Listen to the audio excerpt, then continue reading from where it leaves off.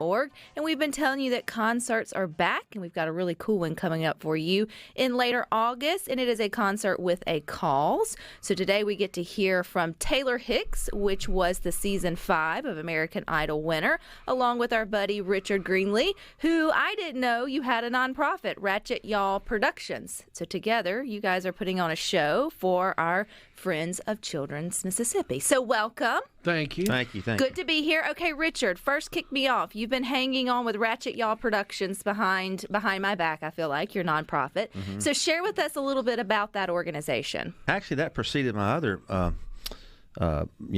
for-profit company, but that's something I came with. I wanted to do something at least twice a year that's for a good cause. So I started Wratchet Y'all Productions, a 501c3, and we partnered up with Friends of Children's Hospital, which you know is the funding arm for the Blair Batson or the Batson Children's Hospital, which is now Children's of Mississippi. Children's of Mississippi. I can't keep up. Don't worry, everybody's getting it. Yeah. And so I want to bring good quality acts together, and great talent in town to put on a concert twice a year. This is the first one we've done for the benefit of the hospital. I've known Taylor for a while, and I said, Taylor, we've got to get you in town. And I have some other musicians that are local musicians that are true musicians, kind of put a super group together of some great musicians, of course, led by Taylor here for a great cause. It's on August the 20th, next Friday night.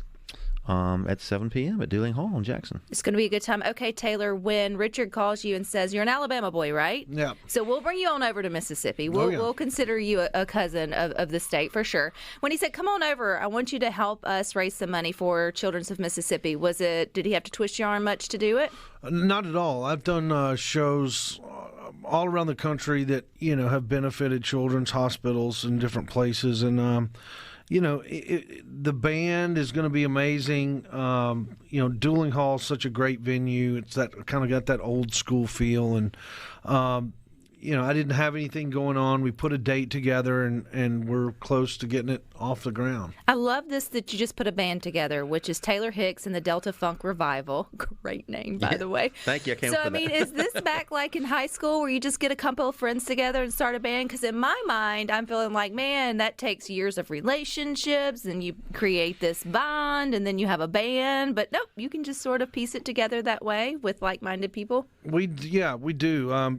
Patrick Smith's a wonderful musician that I've known over the years to play all kinds of different places, and we've kind of played all the same. Jason Harrelson's a great bass player from a band called Handerwood Pass, and we want to get this. I've not really done kind of the offshoot side band thing, and I think that this particular lineup of musicians is just perfect for that. I mean, we all know of each other. We all know the musicality that we all have, and it should be fun to play and support a good cause. And Patrick Smith is a hometown boy from Vicksburg, Mississippi, so he is more of like Delta blues, sort of barrel house rock and roll piano riffs. So how do you guys all combine? So if we come out August 20th and we get our ticket, like what kind of music is the feel going to be that night? I would think, somewhere along the lines of between the funky meters and Cajun versus Delta blues versus Delta funk, soul. I would think if Joe Cocker were to spend, 4 or 5 years down here in the South playing music, that kind of would be the sound. Yeah.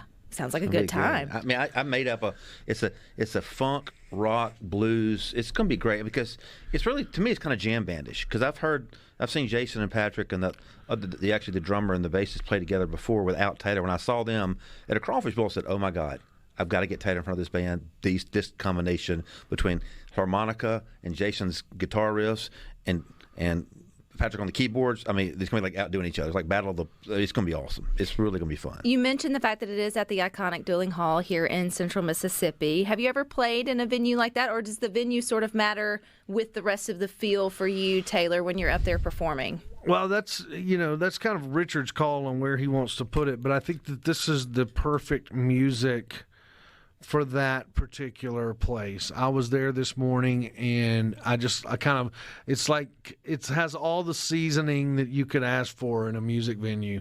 And I just thought, this is gonna work. It's got great lights, great sound, and and I'm excited to play in there. And I enjoy coming over here and performing in Mississippi. This isn't your first time to perform in Mississippi. I noticed on your social media accounts, yes, I stalked those earlier, that you were coming back to Jackson. So when's the last time you were with us here in Mississippi? So I did the Jackson Blues Festival, I believe, about 7 or 8 years ago, and loved it. Had a great time. It was one of those things. I've got some really good friends that live over here from here.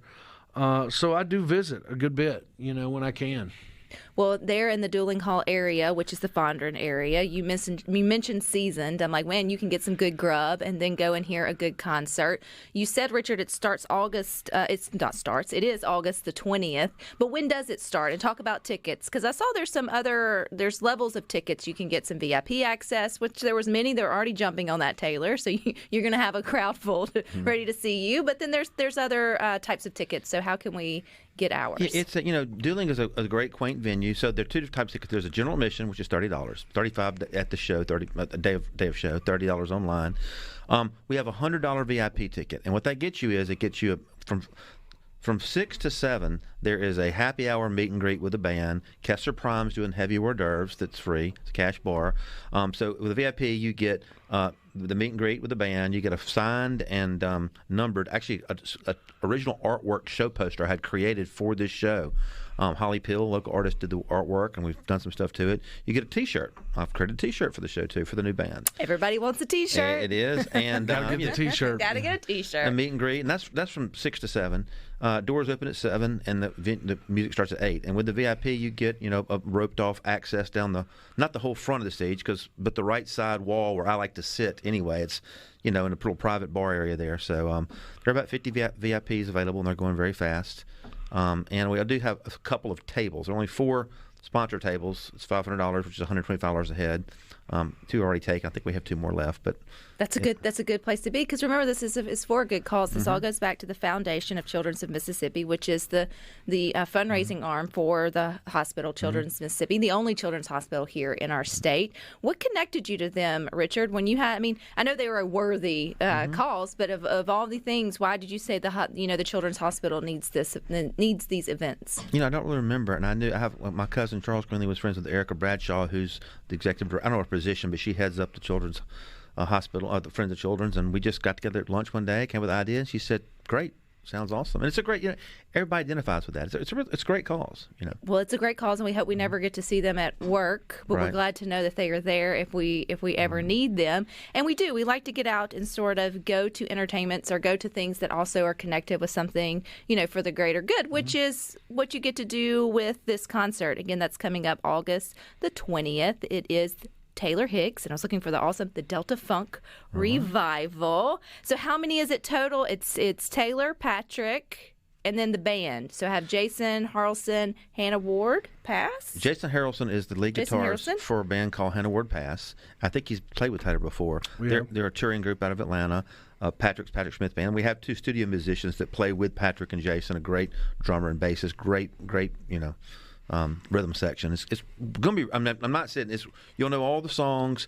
It's going to be a great, fun, I call it a party, and it's going to be awesome. And if you can't come, you can also donate streit through the page at the bottom. You can buy a T-shirt, or you can buy a poster, or you can just. There's a donation button. I'm a 501c3, and all the donations go straight to the children's, any proceeds to the Children's Hospital. So. Taylor, you mentioned it's been 6 or 7 years since you at least performed here in Mississippi, but I think it's been how many years since you won American Idol?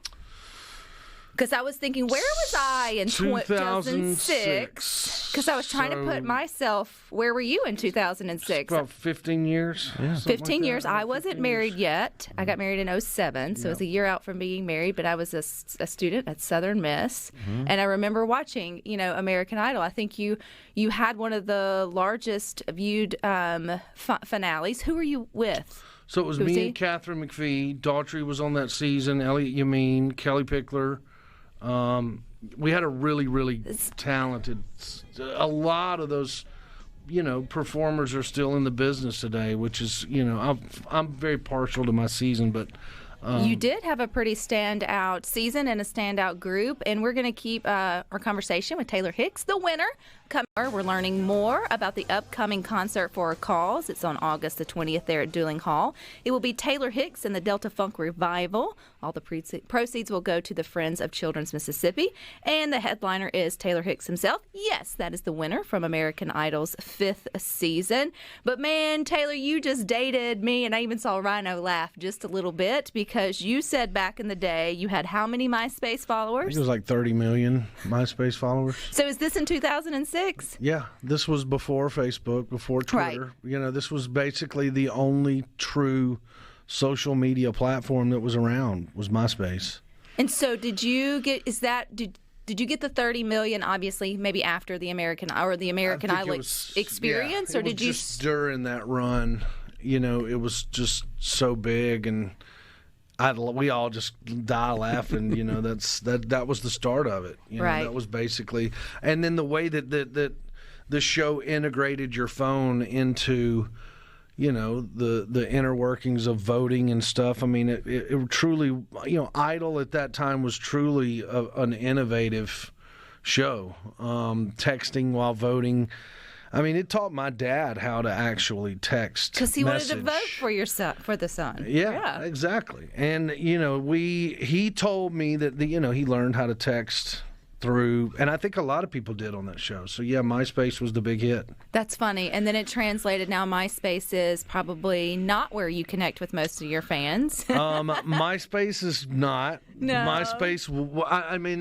MySpace was an interesting thing there just for a minute, but everything evolves every day. There's Absolutely. a new platform every day. For sure. Well, you may have learned how to text message while watching American Idol, but you didn't learn to sing there. So take us back to Alabama. When did Taylor Hicks first start realizing that maybe he had a gift for singing, or who believed in you first? Well, I started singing at an early age. I started learning instruments around 14 or 15. Harmonica came first, then guitar, and then a little bit of piano, and then writing. So all of those kind of lined the stars for me to do music and entertain. And that's kind of how the arc of, the musical tree kind of started with singing, but then it branched out, luckily. So, and I think that's a God thing when you teach yourself instruments and then you write about what you feel on those instruments. That's kind of a calling and a vision. But so many of us have those callings and those visions, Taylor, but we don't always see them through. So Right. What gave you the courage or the encouragement to keep walking it out in faith?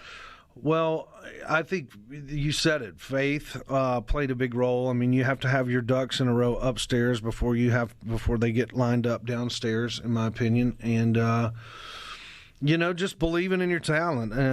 That's something that I always have thought that I would be good at. Would be entertaining people, and luckily the medium of music is is which I learned, and I can still say that I've done that. Not necessarily the medium music, but it's been other things. But like again, you don't ever say no. If someone asks you can act, then you tell them, of course Sure. you can. Now that doesn't mean that they don't know that you've never had acting lessons before. But You don't just lie. You just you just say yes. you can do this. Yes, you So believe in yourself. That's kind of the way that I've gone about things. I read where you were the first, maybe the first of American Idol, and maybe the first of any of the music shows to land a Las Vegas residency. And it feels like that's been the new hot thing for many artists. And when it started taking on, it just started taking on. Everybody wanted a residency. So what was that life like? Because I feel like American Idol in itself had to be grueling, just like The Voice or anything. I mean, you are sucked in a vacuum. You're in a silo for however long, that kind of sort of thing. Tunnel vision, I think is what I'm thinking about. I would feel like a residency just feels like a show that never ends. It was. It's a party that never ends, too. Vegas was a wonderful opportunity for me when I was presented it. And how far after you won? It's probably about 4 or 5 years. They asked me to come out and, perform. I was at Paris, and I was at Bally's for a while, and all under the Caesars umbrella, which was nice. Yeah, Vegas was a trip. I mean, it was. You have an Alabama boy, which is right here next to us here in Mississippi, who is then thrusted into the bright lights of of Vegas. How long did that last for you? 2 years. I lived in the hotel for 2 years. I would show up in my house robe at 3:30 in the morning, wanting cookies and milk from the fridge. My fridge just happened to be the all-night 24-hour cafe, but at that point in time, the people that are in there, if they see a guy in the robe, they just think it's just normal, you know? And you got to eat at the buffet, I'm sure, every day, or it was an interesting gig. I mean, that's just an interesting, such a really cool thing, though. I got to work on the show standing still. We weren't moving around. The show was actually there, so I had a lot of time to fine-tune it. It just was, it was one of those things that I'll always remember.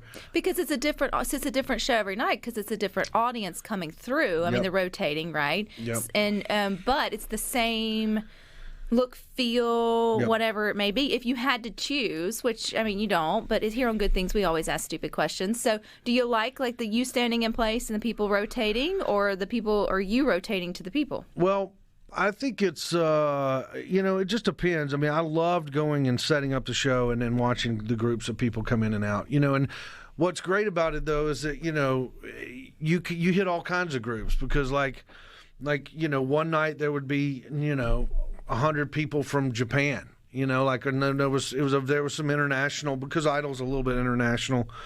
You kind of see a lot of the spectrum of people that come through Vegas. It was a great gig. So other things that are international that you've been a part of is Law and Order SVU, which my husband feels like that's where you hit your star. You guys, that's his show. So he's like, oh, he was on. Mine too. I love it. Not that he's not against your music. It was like, oh, he was on Law and Order. Funny. He's legit now. And so how do opportunities like that arise? And was it once, or was it, because I didn't see the episode, but is it an episode, or is it maybe a series of episodes? It was an episode, but interestingly enough, it was one of the more popular episodes of SVU. Just as far as storyline, relevancy today, we. How far along was when was this? Probably about 5 years ago, maybe. Okay. I can't watch the show or I'll have nightmares. So yeah, it's not for that's not for everybody. But there are some of you who will watch it on repeat and watch marathons of it, and I get it. So I don't, but I do. So I'll honor that. So yeah. So we it was interesting. I think one of the guys. He got Clay Aiken and Ashanti and I on there, and they wanted some sort of Idol talent judge, situation. But what's funny is that they actually hired me to have the part of the Simon Cowell. So they actually wanted me to be. Did you wear a white T-shirt? No white, no man boobs, no white. That was not in the cards. But yes, it was. It was such a great experience because it was true, drama, and to a certain degree, that was kind of my first dramatic role. There were some serious undertones there in that episode. So that kind of got me interested in actually more serious stuff. I know in part of your career, ever since the winning American Idol in 2006, so that's about 15 years, you've stayed in the entertainment business, Taylor. You have sort of morphed in and out. You've paused on music some, and then you've obviously come back to it. It's your first love. Is that scary to lay down, the main thing and go for something new, or did you need it at a certain time? Yeah, it's what's interesting about the arc of the career is that, when you go and do a host of you get an opportunity to host a TV show for a couple years, and then, you do a little bit of acting, and then you do the Vegas show.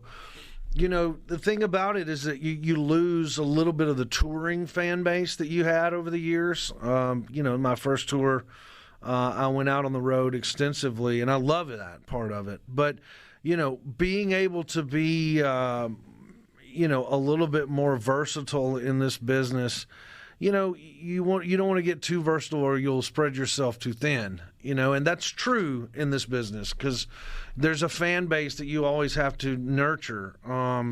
And for me, that musical fan base is the one that's important. So I'm excited to invigorate that fan base August 20th. Yes, they're at Dueling Hall here in Central Mississippi. You can catch Taylor Hicks and the Delta Funk Revival. And we can get a little more of Taylor coming up. And we're getting more with Taylor Hicks, who is headlining the Delta Funk Revival Band. They are playing in Dueling Hall August the 20th. It is benefiting the Friends of Children's Hospital. But he's also into food, which you can't come to Mississippi. You can't even be from the South, which you are from Alabama, and not be into food. So one of the other things on your plate, pun intended, Taylor, is State Plate, which is an original series on INSP. So what channel is that? Inspiration. It's right, the one on DirecTV. It's below the Weather Channel. So if you type in something by default, looking for the Weather Channel, you'll hit Inspiration Channel. But it's actually moved to Amazon Prime too. Oh, that's pretty cool. So you can get it on Amazon Prime as well. So you said one of the secrets to your 15-year career is to never say no to somebody who asks you, can you do X, Y, and Z? So when I guess a producer or somebody who had the idea of you tasting your way through all the states, did you even get, let me think about that? No, that was a real easy one. That was just one of those things where you just say yes and go for it. Hosting TV was interesting because we were dealing with, and you should know, dealing with different guests and stuff that come on the show. You never know what you're going to get, and so that was just kind of the thrilling part to me was to be able to see a lot of people around the country in different states that had different plates. North Dakota is not something that you think of as far as being from the South on what would be on a North Dakotian state plate, So I thought just the idea of being able to go and learn was something that I jumped at the chance to do.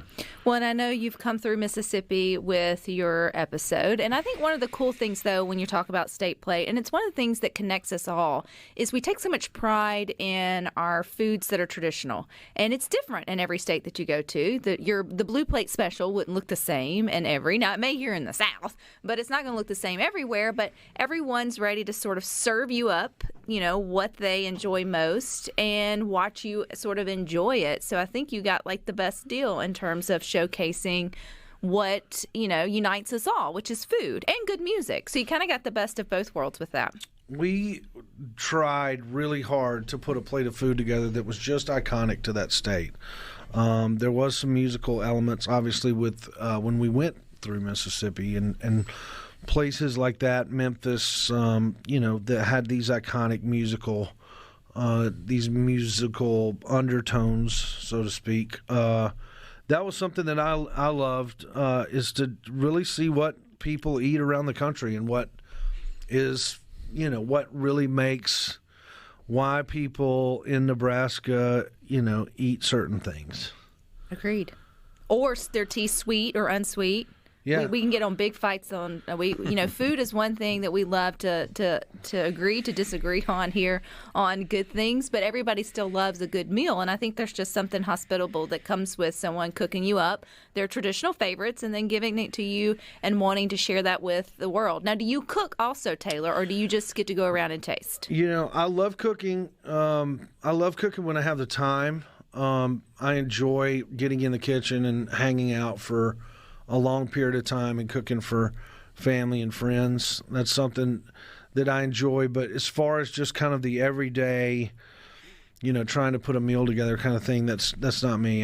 But I'm also single, so I don't have the family. And that's look. If I had somebody, if there was a couple or more people in the household, I probably would do more of that. But on the fly, traveling, career, right now, I just kind of wait for those moments where if I'm around family and I've got the time, I'll do it. So let's talk about when you have the time, when Taylor Hicks has downtime. Obviously, you are busy promoting coming up here and working August the 20th for a good cause. But what do you do when you get those moments to breathe? Do you get moments to breathe? I do, yeah. I had about a year to breathe last year, unfortunately, for musicians and artists. Hopefully that's going to change. Fingers crossed. But I'll take a day and cook for everybody at night. I'll throw steaks on the grill and do some sort of big casserole or spaghetti, or just tackle something off of the internet that's fun to cook. Scuba diving. I like to dive.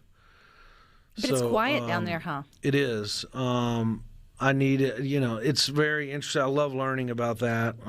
How did Taylor Hicks get involved in scuba diving? I did it right when I was in college. I tried it, with my dad, and I just something that I didn't realize how bad I was going to need like the silence at some point in my life, and I try to dive once a year. It's kind of like, it's very therapeutic, very meditative.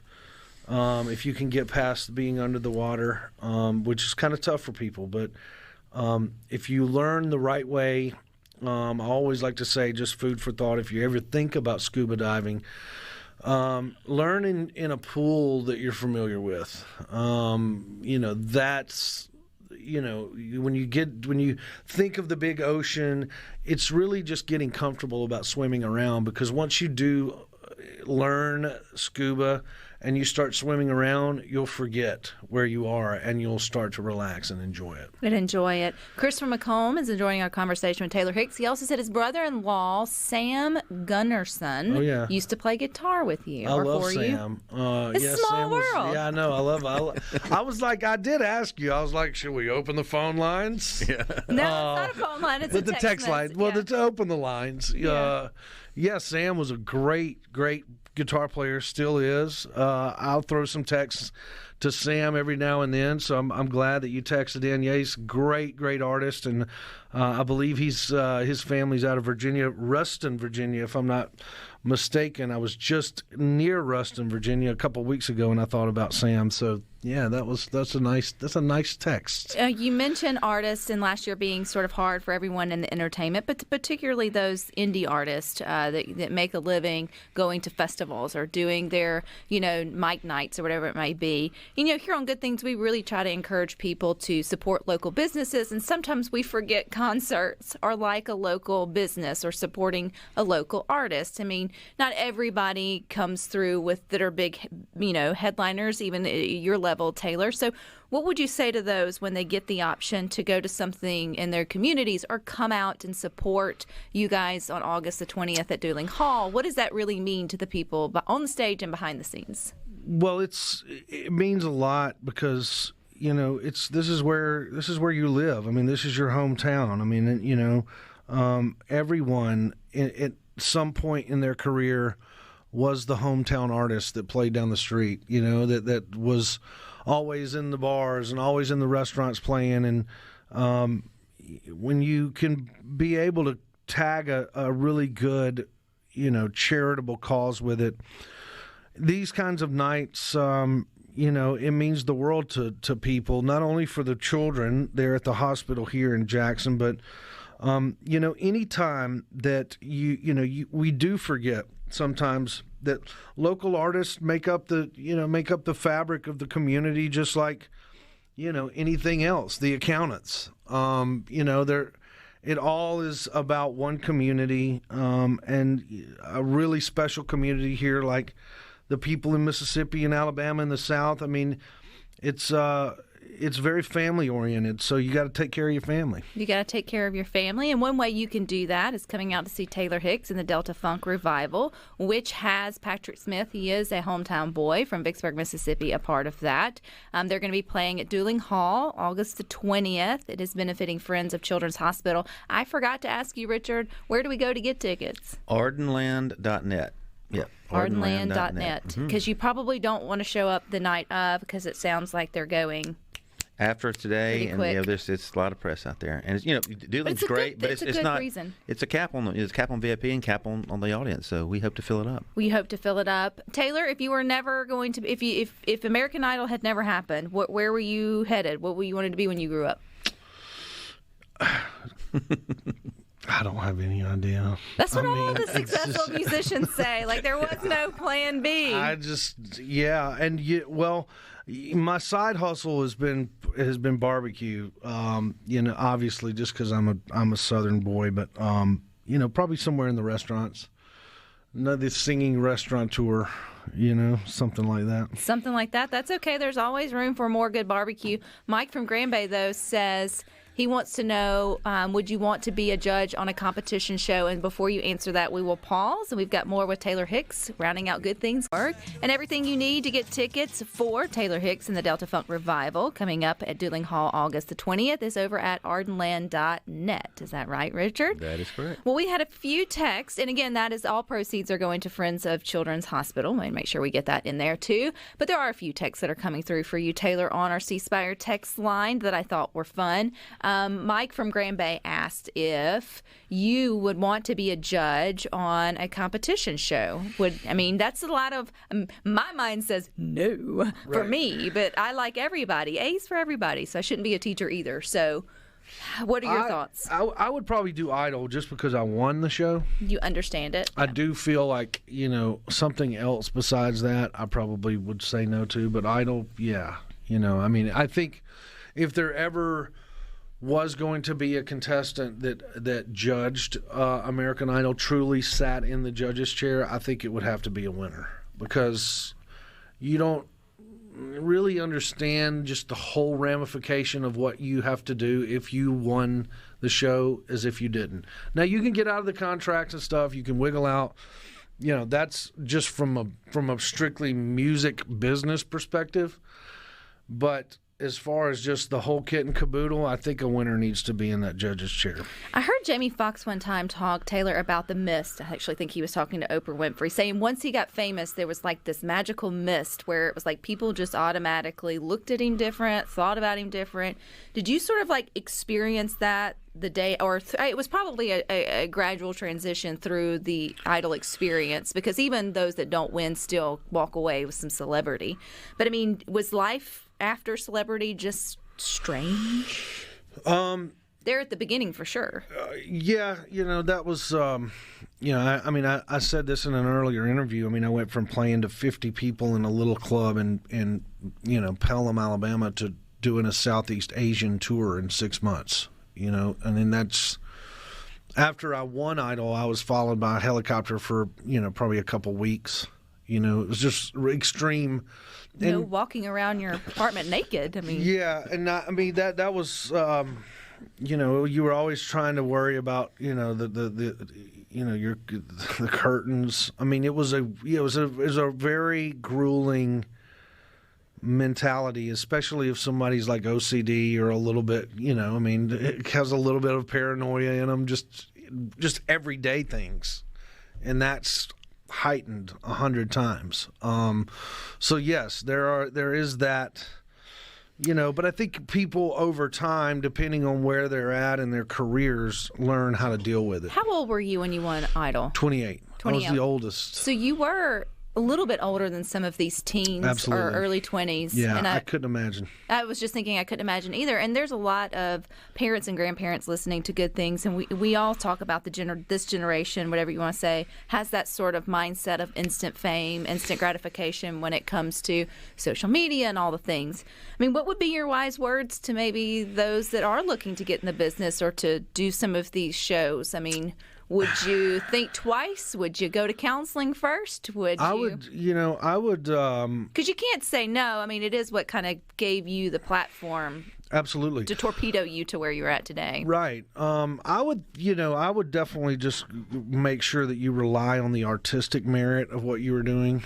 Some of the Instagram stuff. Some of the.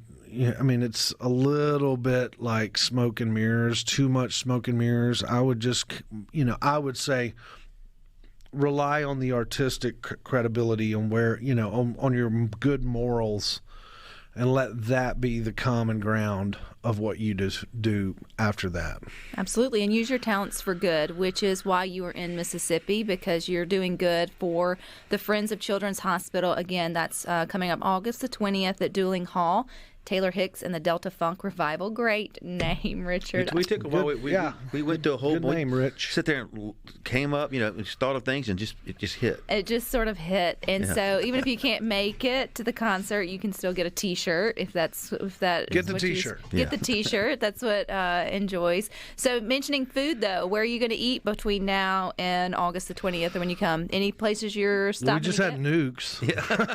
Well, that is a Mississippi-based company. I mean, that we rolled in and hit some Nukes. I don't know. I'm going to have to lean on Richard for that. Yeah. I'm definitely down with whatever. Well, there are plenty of good barbecue. You mentioned barbecue, and I would say you need to go up the road just a little bit to Yazoo City and see our friends at Ubon's. That would be Ubon's.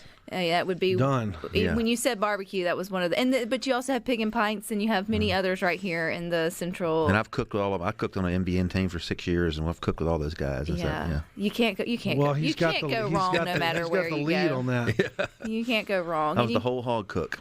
Well, I appreciate your time, Taylor. Thank you so Again, much. ardenland.net for Dueling Hall on August the 20th. Go and support, or at least go learn a little bit more. But you got more coming up next. You got Sports Talk Mississippi from 3 to 6 with the boys. But Rhino and I will be back with you tomorrow at 2. Until then, I hope you all find time.